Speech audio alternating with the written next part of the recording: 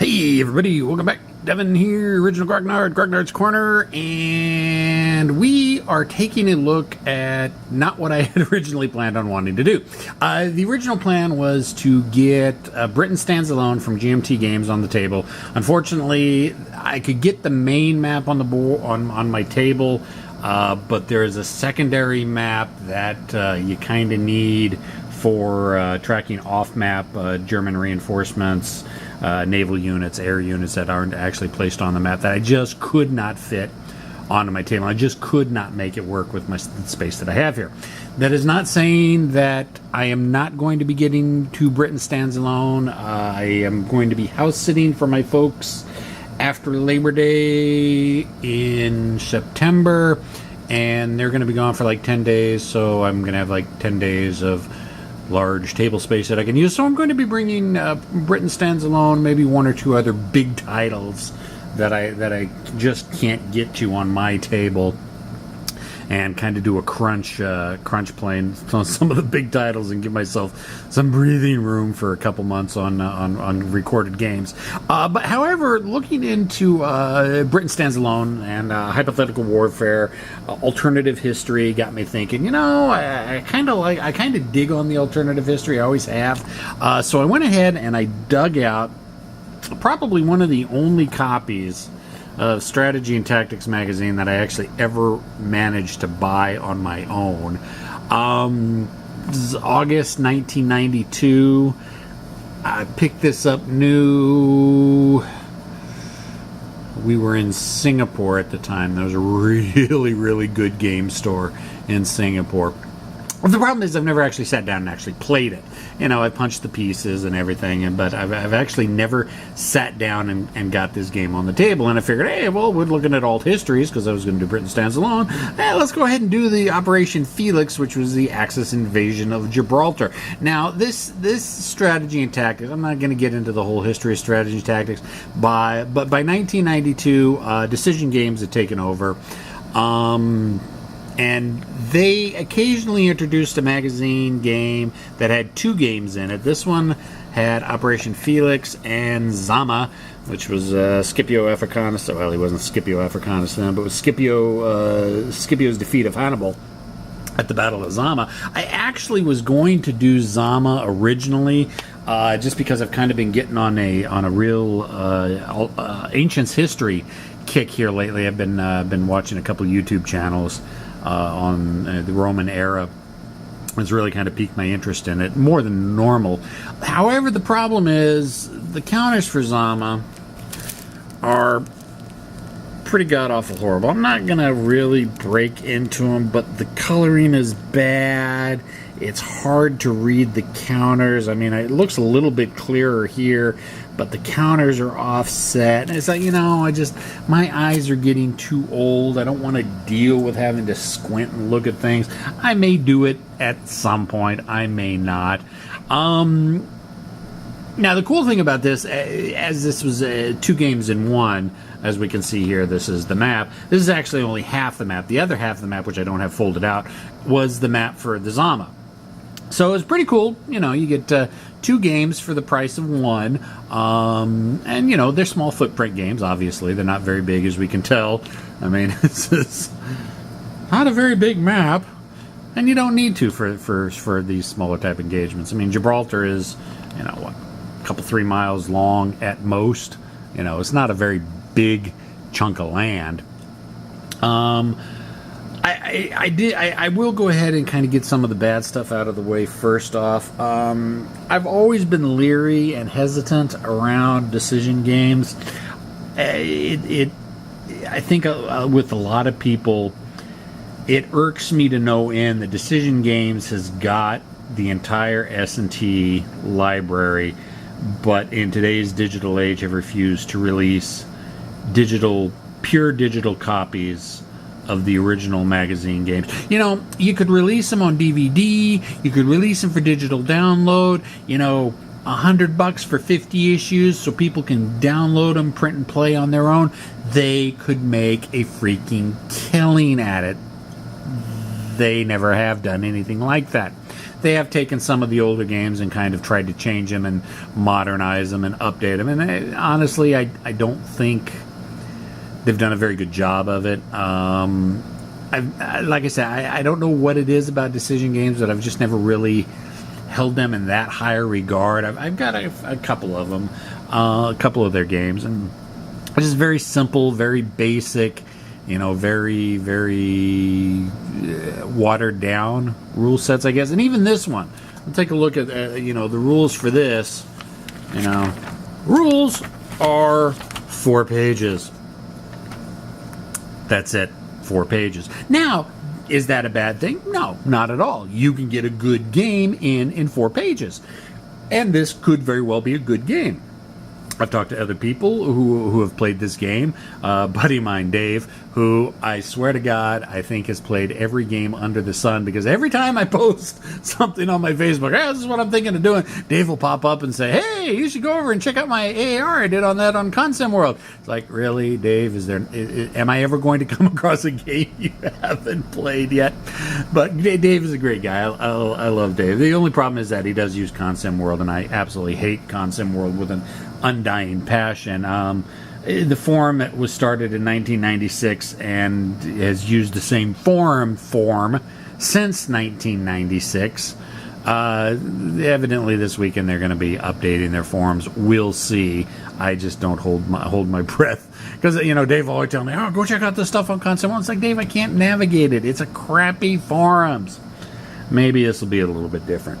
But anyway, so 4 pages of rules, and surprisingly enough, it's got Chrome in it. I mean, there are the rules for Goliaths, Brandenburgers, British Strategic. It actually does have a surprisingly amount of Chrome in it, and it also has 3 scenarios, which I thought was really cool. I mean, 3 different points in time that could have conceivably had the invasion of Gibraltar. December of 1940, which was the most likely.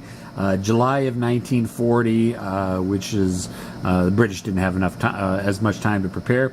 And then there's a Spanish assault, which allows the Spaniards to be the ones to be attacking Gibraltar instead of Germany. Now, I will go out and I will point this out again. Maybe it's just me nitpicking decision games, but here's the Spanish counters, and they might kind of look halfway decent under this lighting. However, for the most part, that's a god-awful horrible blue with the black coloring on it. I can't read these from any type of distance. Now, Dave, my buddy, suggested that someone had posted about sun bleaching them to kind of fade out the counters a little bit. And that's actually not a bad idea. I may do that at some point in the future, when I have the time. But let's go ahead and take a look at, some of the British counters. Now, the British counters are nice. You got the red with the black printing on it. Problem is, the counters are offset, so you do have some clipping that occurs at the bottom. And you flip the counter over. Conversely, you've got clipping issues at the top. Now, I'm not going to say this is indicative of decision games of the time, but I'm going to say it's indicative of decision games at the time. Maybe that's one of the reasons why I have so issues with decision games from that time period. I'm not going to speak to the games, their type setting or the count setting for modern day. But, here's some German counters. Again, you have issues with slight clipping at the bottom. And, it's perfectly workable. You got the standard NATO symbol, and I will go through, and the 3 values at the bottom are fire, actual machine gun, ranged type attack. The second number is the melee attack, and the third number is movement. And so, for what the game is doing, you don't need a lot of rules, I suppose. So the 4 rules is perfectly fine. I have no problem with the 4 pages of rules.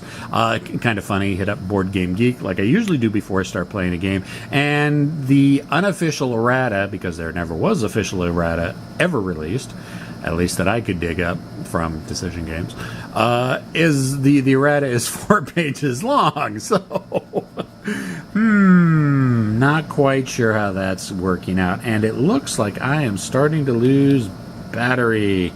And my focus is starting to go away. Let's see if we can trick this back into being... Okay, there we go. So yeah, we're going to wrap this up here in a little bit. So basically what I'm going to be doing is I'm doing the December 1940 scenario, which is the most probable. Pretty much the biggest thing is you've got all these minefield hexes here. You'll see those. Yeah, hopefully that'll kind of zoom in. You got two different colored these hash marks through the hexes are minefield hexes. Basically, the only difference between the December and July scenario is that I believe these are the December mines, and then for the July scenario, or for the July scenario, these are for the July, and then the December has all the extra ones added in because the British had more time to prepare. It's an interesting game from the standpoint that it's assuming the Germans are going to win. It's just how quickly the Germans can win is kind of the point. It's 3 days long. Basically, each turn is 2 hours, and then you have evening, night, and morning. I will point out that morning is the last turn of the day, not as most people would think the first turn of the next day, but that's just the way it is. So that's kind of interesting, and even with depending on what scenario you're playing, you have different levels of victory conditions that you can do. They even have some optional rules about bringing in some SS units, and there's the people who want to go goo goo gaga over black SS markers. Again, we have issues with the setting and the clipping. But, whatever. But so you can play with we bring in the optional SS units, which, of course, decreases the amount of German victory points they have, but on the assumption that they can make up that difference by being able to move faster. And there's some naval assaults. The Brandenburgers can do some naval invasions. There's one company. I think that's the level for each of the two brigades or regiments that are attacking. The German regiments are Grossdeutschland. There's a regiment from the Grossdeutschland that's attacking, and the 98th Regiment of the 1st Mountain Division, 1st German Mountain Division that are attacking. They can do some naval assaults, and there's some amphibious tanks. You've got a single amphibious counter. You always see these show up in hypothetical German invasions, be it Sea Lion or Gibraltar or what have you. Germany really didn't invest too much into amphibious warfare. I think that for the most part, by 1940, they pretty much only had two amphibious vehicles. One of them was, I can't even remember the name of it, Wasserschlei, Land Cruiser, or I don't know. It was some, way crazy way Germans set up their words. It's basically a glorified amphibious tractor used for, you could ferry supplies and troops across water with it. And there was some talk of, putting a 37 millimeter anti-aircraft gun. I don't think that ever really came to fruition. Then, of course, the only other amphibious tank type that Germany had or developed this time was basically Panzerkampfwagen II, having some flotation devices, some actually very massive flotation devices put on it. So, I'm not really sure. Against infantry, yeah, Panzerkampfwagen II's probably more than enough, but, even at this time period, a boy's ATR could, put large holes in a Panzerkampfwagen II, so not really sure how effective the amphibious tanks are going to be, but, they're there. So yeah, I'm kind of looking forward to this one. Like I said, my battery's starting to die, so I think we're probably just going to get this video out because it's been a couple weeks since I got a video out before I sit down and start doing the gameplay. But we are going to get to this relatively soon. Questions, comments, concerns, complaints, criticisms in the comment section. I'll talk to everybody later. See ya!